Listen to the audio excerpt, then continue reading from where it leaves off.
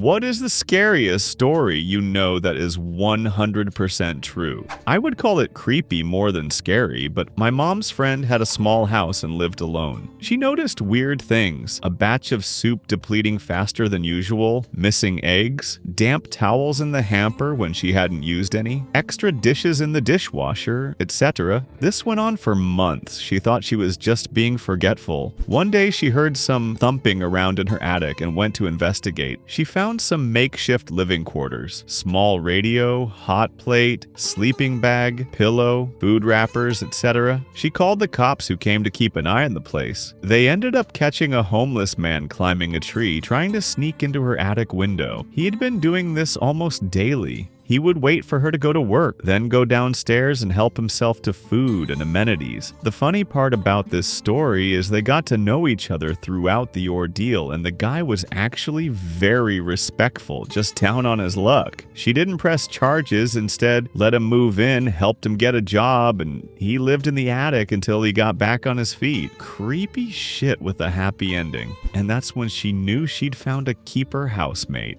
My mom was driving, and a guy ran out in the road, so she stopped so she couldn't hit him. It was nighttime, so it was pretty dark out, and 3 other men emerged from the forest around, all trying to use the door handles of her car to get in. She locked them, luckily, and gassed it to the nearest town. Remember to always lock your car after you start it, because if it wasn't unlocked, who knows what would have happened to her. Nishabur train disaster is something that reminds me how death can come at any moment. A train with 51 wagons of sulfur, fertilizer, petrol, and cotton wool somehow broke loose and rolled down the track about 20 kilometers until it derailed in the town of Khayyam, Iran. There were no humans on board. Chemical leaks ensued and authorities tried to extinguish whatever fires broke out. At one point, the whole thing explodes, and it really explodes. The whole town of Khayyam is literally demolished, 3 nearby towns are badly damaged, and it was heard 70 kilometers away. The wreckage continued to explode for several days after. Around 300 people died, and more than that injured. An earthquake of 3.6 on Richter scale was produced.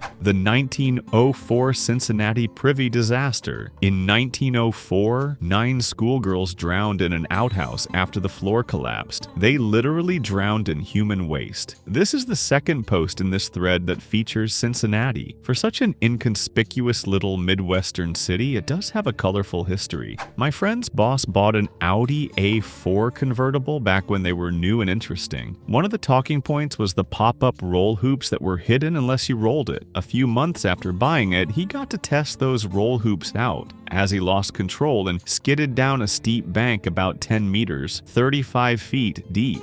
The roll hoops did their job, and he survived with just cuts and scratches from the bushes he'd plowed through. The car ended up the right way up and he got out, walked back up the bank to the side of the road, then got on the phone to the police to report the accident. While he was standing there, a driver from a car that had seen the accident came over to speak to him. Approaching from behind, the other driver asked if he was okay. My friend's boss turned around to reply and dropped dead. His neck had been fractured, but was in one piece right up until he turned his head when it severed his spinal cord. Various torture murders are probably the most horrific things I've read about. Junko Furuta, who was a perfectly normal girl until she was kidnapped off the street by a gang for no reason. Purely wrong place, wrong time, according to Japanese sources. And unimaginably raped and tortured to death over 44 days. Kiki Camarena, a DEA agent in Mexico, who was kidnapped by the Guadalajara cartel and tortured to death over about 3 days. His story is the central focus of the show Narcos, Mexico, but from what I've read, his death was even more brutal than what they make it out to be. A detail consistent in both is that they brought in a doctor to revive him numerous times when he got too close to death, and keep him conscious so he couldn't pass out from from the pain. Kellyanne Bates, who was groomed from a young age by a scumbag who eventually killed her slowly over the course of about a month in their apartment. Her injuries were so horrific the jury at the guy's trial had to get counseling. For example, her eyes were missing, and there were stab wounds in the sockets. Sylvia Likens, whose parents left her in the care of a woman who both personally and with the help of her children and their friends degraded, tortured, and killed over several months. The Hello Kitty murder in China, where a man and his about 13-year-old girlfriend kidnapped a prostitute who had supposedly stolen from him, even though sources say she had paid him back with interest, tortured her to death, and then stuffed her corpse into a Hello Kitty toy.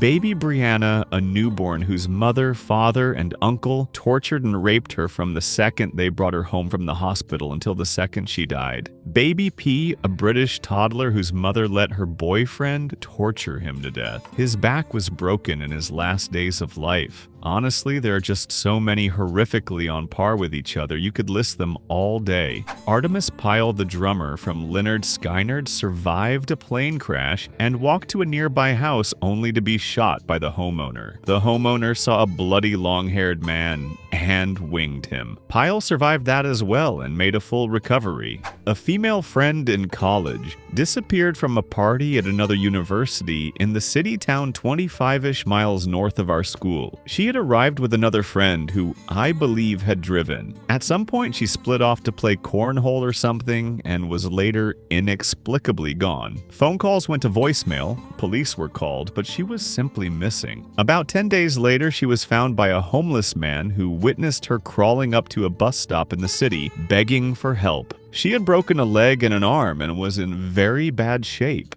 At the quite large party, she had her drink secretly drugged and was then led off by a group of men into their vehicle. She was taken to an apartment where she was drugged, repeatedly raped, and locked in a small room in between with a bucket to use as a bathroom. At one point, after being injected with heroin and raped, she somehow managed to convince one of her captors to allow her to use the actual bathroom to clean herself up. This bathroom had a small window to the outside, and with the shower running, she managed to squeeze out and fell from the third story into a large hedge bush. From there, she crawled from the apartment complex to the road and bus stop, where the homeless man saw her and called police. Many cars stopped upon seeing her, making her captives unable to recapture her. 3 men were later arrested for the crime after surveillance cameras allowed police to locate the apartment which she jumped from. She returned to our university almost 2 years later, graduated, and became a nurse. She was obviously traumatized, never partied again, carried a gun everywhere she could, and somehow moved on with life. It was a terrifying tale none of us ever forgot. She was an 18-year-old freshman when the incident happened.